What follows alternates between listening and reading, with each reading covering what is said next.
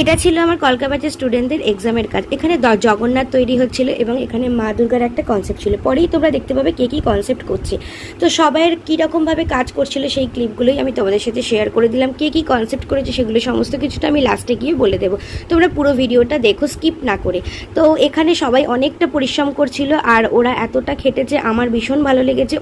ওরা যে প্রথম কাজ করছে, ওদের কাজ দেখলে কেউ বুঝতেই পারবে না যে ওরা ফার্স্ট টাইম কাজ করছে। তো পুরো নিট অ্যান্ড ক্লিনভাবে কাজগুলো করেছিল, যেগুলো কলকা। এই হচ্ছে জগন্নাথ, ফার্স্টেই একজন করেছিল, ভীষণ সুন্দর করেছিল। এখানে একটা ব্লাউজের কনসেপ্ট করেছিল, কতটা নিট অ্যান্ড ক্লিন কাজ দেখো। এখানে সরস্বতীর লুক করেছিল। সরস্বতীর যে মাথায় মুকুটটা দেখছো, এটা কিন্তু শোলার তৈরি, থালা কেটে তৈরি করা ছিল। পুরো জিনিসটাই ও বানিয়েছিল। এখানে একটা কলকার কনসেপ্ট ছিল, ভীষণ নিখুঁত কলকা। এখানে শিব পার্বতী, শিব দুর্গা এবং ধুতি যেটা পড়েছিল সেটাও কিন্তু আমার স্টুডেন্টই আর্ট করেছিল। এখানে দুর্গার কনসেপ্ট ছিল।